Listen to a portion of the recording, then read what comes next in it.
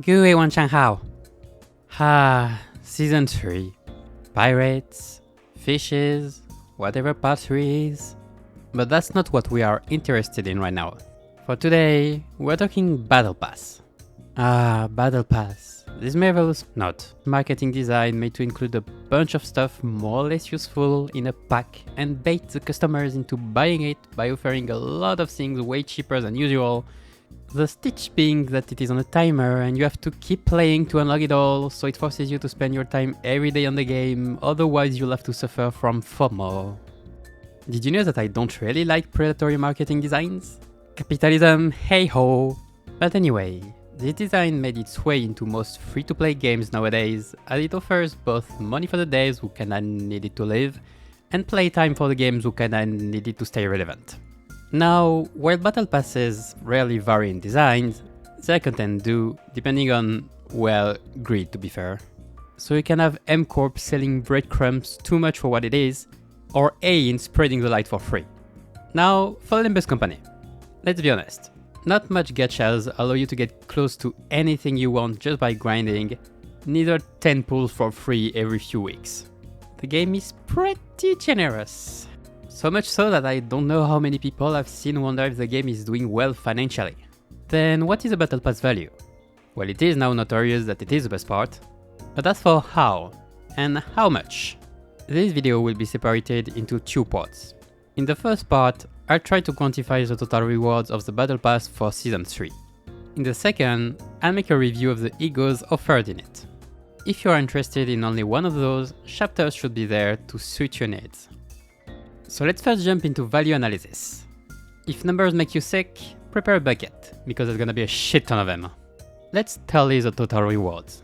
The Battle Pass in total offers 1,950 free Lunacy, 300 Threads, 150 silver EXP tickets, 80 gold ones, 1 level 40 boost, 60 enkephalin modules, 20 enkephalin boxes, 200 random ego shards crates, 590 nominable ones, 20 extraction tickets, 1 season 3 3 stars guaranteed DK extraction ticket, 3 card decorations, 2 announcers, 2 banners, 3 Tet egos, 2 Hair egos, and 1 Vav ego.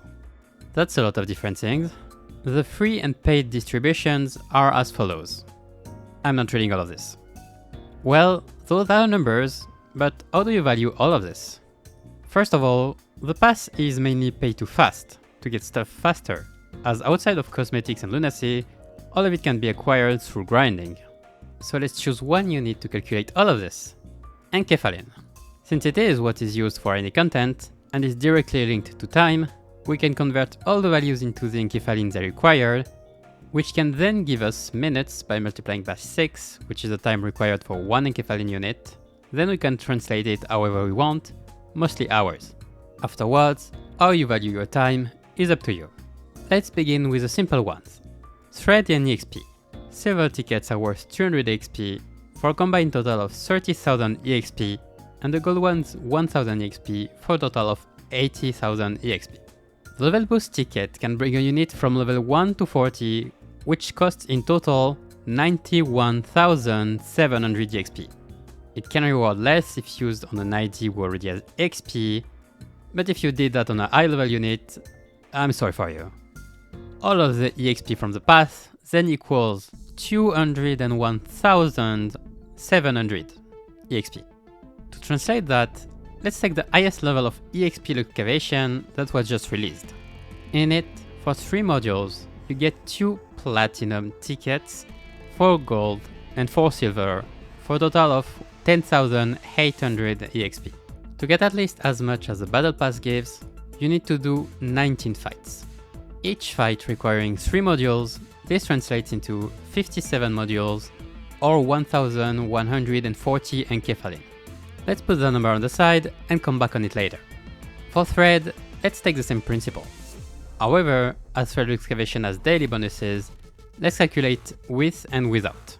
To get the 300 threads with Thread excavation, you need to do 75 times the highest level without bonus, or 38 times with it. This converts into 150 or 76 modules, meaning 3000 or 1520 enkephalin. If you do skips only on bonuses, this equals 25 times 100 modules and 2000 enkephalin. Let's take this one for reference. Already with both EXP and Thread, we get 3140 enkephalin. Let's add the 60 modules we get, so 1200 enkephalin, and the 20 boxes which are also 1200 enkephalin. All of this makes for a total of 5540 enkephalin. So if we multiply it by 6, it becomes 33,240 minutes, or 554 hours, so about 23 days. Let's do it for shards now. Let's assume each box gives out 2 shards. This makes our 790 boxes give 1580 shards. There are 2 ways of doing it. First, let's calculate it through the pass itself and mirror dungeons. One hard mirror dungeon 2 with bonuses gives out 22.5 levels of the pass, which translates into 45 shards for free, and 90 more for paid, so 135. To get the 1580 shards, you need 12 weekly hard MD2, which each costs 18 modules, so 216 modules, meaning 4320 enkephalin, or 432 hours. On free only, this becomes 12,960 enkephalin, or 1296 hours. The second way is by converting all of it into thread and calculating the thread way.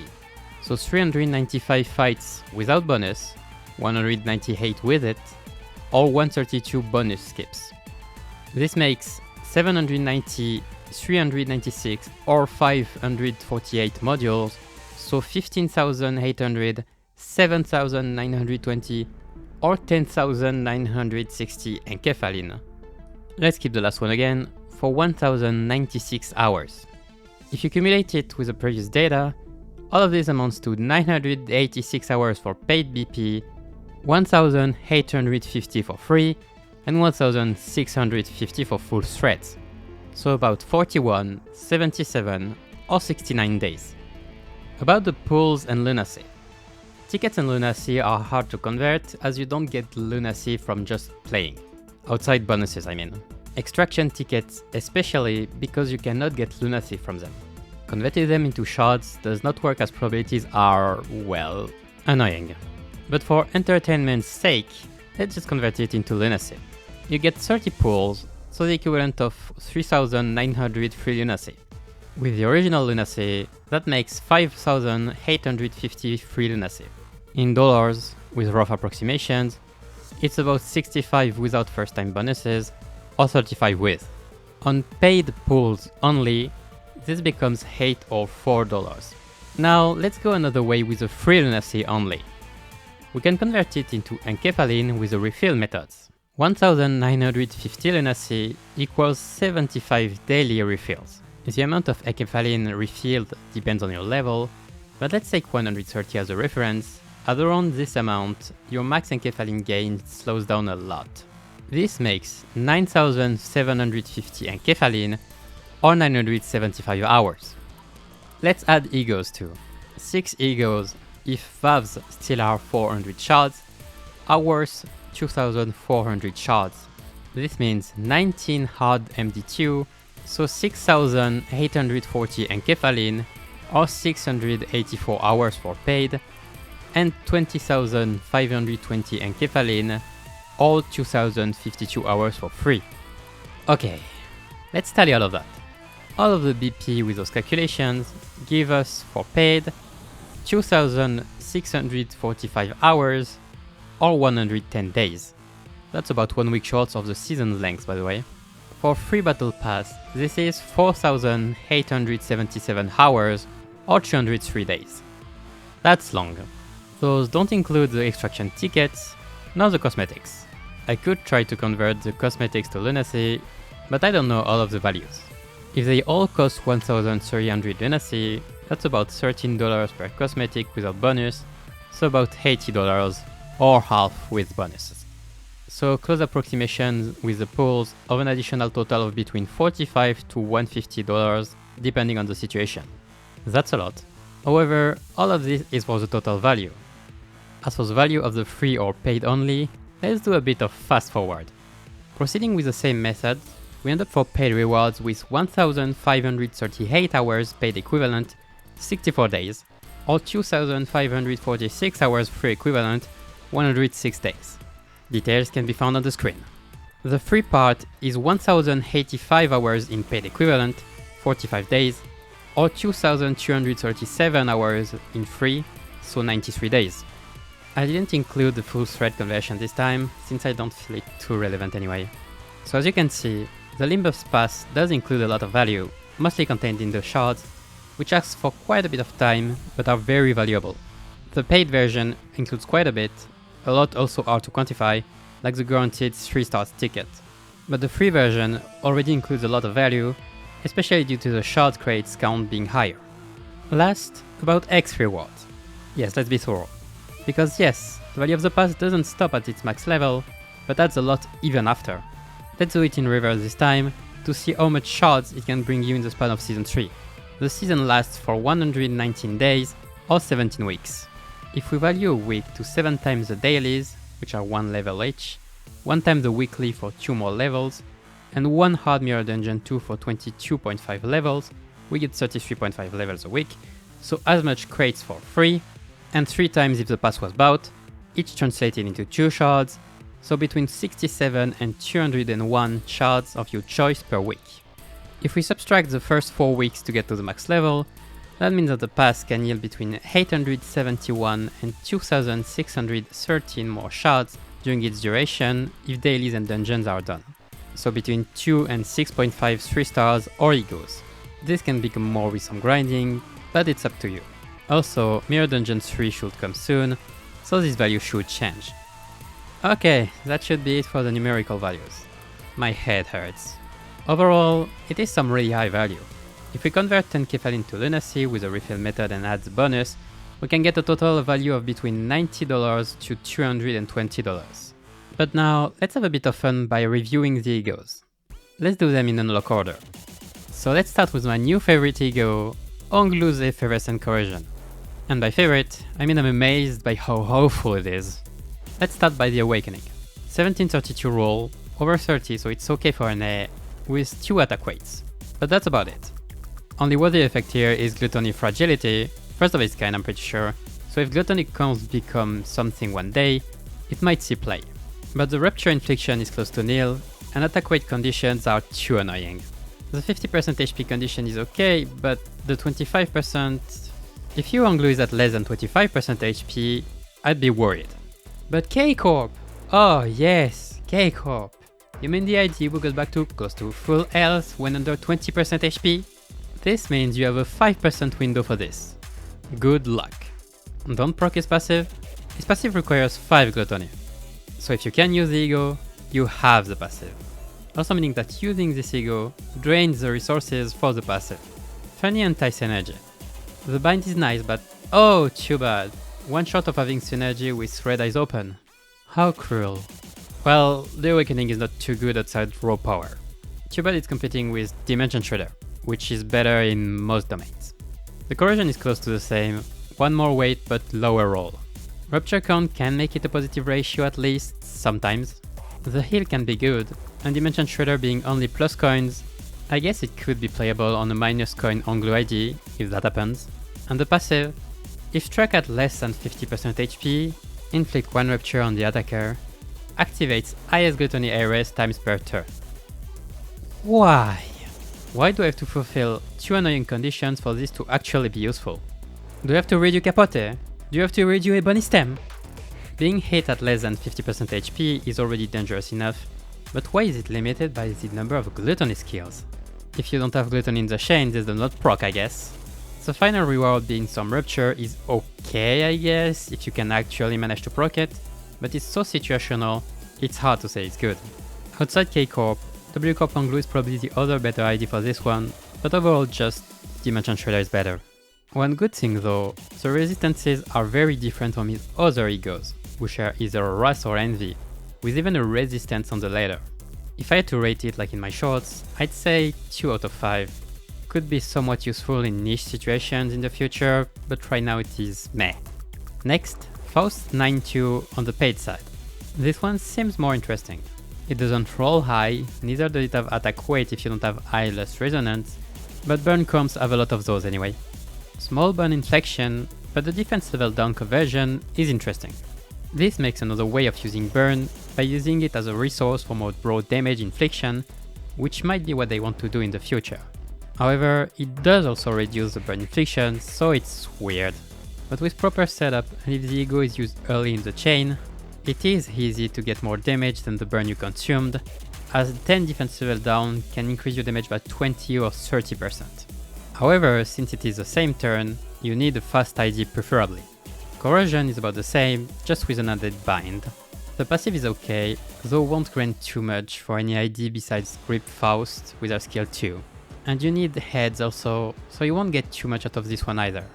The ego seems decent, however it has one major problem. Its cost. 5 total is okay, but you need 3 Gluttony. Gluttony? In my burn teams? Where? Leos don't have it, and Sinclair neither, nor Ryoshu 3 stars, heck even Faust barely has any. This makes using it in the relevant conditions actually hard, outside the ego gift as usual. You can get some value out of it, but in the current condition it is hard, so I can't put it higher than 2.5.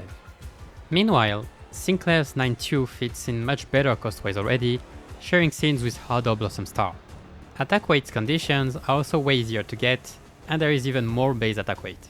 But more importantly, both versions are minus coins, so it definitely is Encorp Sinclair Ego, plus the burn infliction and filling most of the cost.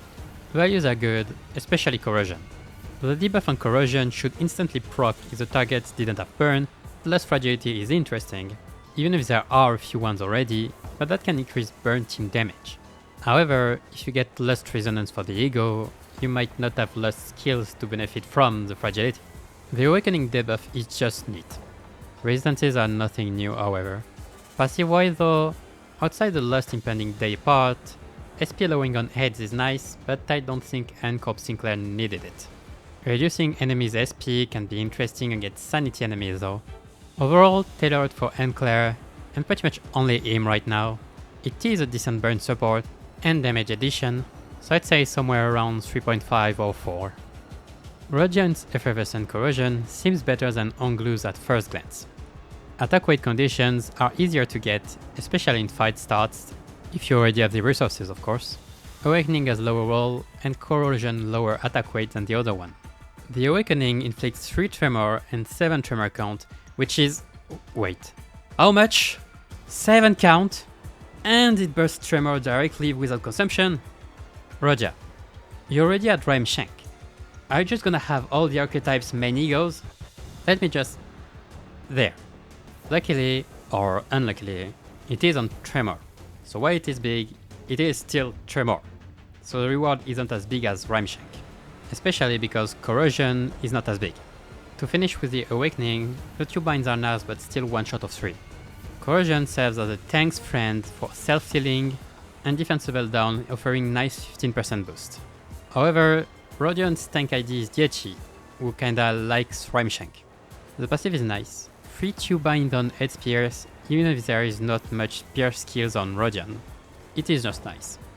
The Ego was done especially for Rospanner Rodion, filling all the scenes with a block skill, and Tremor teams in general. The Tremor count and high attack weight for a Tet alone would make me give it a 4 out of 5, only hindered by Tremor itself and it being on the same spot as Rhyme Shank. Now, let's get to the blind obsessions, with first, Ryoshu's. Blind obsessions are focused on poise and charge. Both versions have nice attack weight and rolls, especially corrosion. Awakening is basic, gain poise on use, and charge on hit or crit. The AoE can really rack up charge. Then kills give additional poise. Finally, the corrosion is mostly the opposite. You still gain poise before attack, even consuming your charge to gain more, but this time hitting gives poise count and killing gives charge. The corrosion version offers more damage potential with higher roll, offense level, and crit bonus damage. However, it is negative coins, so harder to use at the moment. The passive is entirely poise though, recycling poise count on pride skills. Overall, a selfish ego, benefiting only Ryoshu, but with damage potential on corrosion. Best fits LCCB Ryoshu for the poise side, giving nice support, especially for S3, or W Corp Ryoshu with nice self-charge, and damage addition with potential crits, even if it is limited. The latter does feel 2/3 of its cost too. Otherwise, Red Eye is probably more useful. So I'd put it at 2.5, as W Ryoshu already gains a lot of charge, so most utility is on Air LCCB ID, but I don't think it makes it very good either, just a bit better. Also, it has synergy with Ishmael's Blind Obsession. So last but certainly not least, Ishmael's Blind Obsession, the first VAV Ego. So how did it turn out? Well, if you take the expectations from when it was revealed, it is not as good. Is it bad though? Certainly not. First of all, compared to A, VAV Ego's resistances have one more 0.5 resistance, a bit more than I predicted, even if there is still 2 fatal weaknesses. As for the Ego itself, 7 attack weights for 11 scenes and 35 SP, what could be expected, close to Yiseng's Sun Shower. Rolls are higher too, though it doesn't benefit from before attack bonuses. This already is strong. As for effects, Awakening offers pretty much full charge on hits, and poise count support for the team. Poise count being random though means it is hard for it to be reliable. I don't know if it focuses on poise allies, but it doesn't seem to. The after attack bonus is pretty strong however, helps some Pierce ID like RS Cliff or Twin Hook Gregor. SP healing is pretty strong for less allies, but outside of start fight, not all allies need it anyway, so it's fine. Corrosion on the other way, it's pretty hard. Heal and poise bonuses can be strong on multiple targets, but aren't too useful outside of She Ishmael right now. The Pride Fragility coupled with damage up for allies can combine for some massive damage boost. Not even mentioning solo strats. Passive is a massive boost slash fix to Sunshower Heathcliff and might be good for his next ID, but even outside Heathcliff, while 5 sinking is annoying but not too much, 1 haste and 3 offense level up each turn to one other ally is certainly something pretty good. Overall, mainly a supporting Ego with high damage potential. Might be a good support for poise teams, but a bit random. Right now, it mainly fits R Ishmael for the charge and sins, or She for corrosion. A lot of her IDs fuel it for half, but considering it takes 4 sins, it's not surprising. In the end, properly judging this Ego would need to wait for both a new Ishmael ID to really fit this one, which is likely to come, and more VAV Egos to compare it to them. As a first VAV, it doesn't seem too bad, but it will be the main comparison for a while. If I had to make a judgment for right now, however, I'd say something close to a 3.5 or 4, as it is a powerful Ego compared to what we have, with higher utility, something close to Sunshower. But this is a VAV, so I expect more Egos to be at least as good, or even better. In conclusion, this season's Limbus Pass Egos are mixed, some good, some bad, but nothing mind-blowing. They did try to experiment, give Burn more Egos, which they didn't need, and started giving more poise support, so we'll have to see the future of the archetypes. The first VAV is interesting, but we will have to wait for more proper evaluation. Don't forget that PM is ahead of us, so they see stuff that we don't. So as a final conclusion, Limbus Pass is good, but I didn't need to make this video to tell you that. And that's the end of this video. Final message, Kanto 5 was good. Nothing more to say, to be honest. Next video should be predictions, but I'm still deciding on what to do. There will still be shorts anyway. But that's it for now. Thanks for watching, see you next time, and keep your sanity high in this slow descent into the inferno.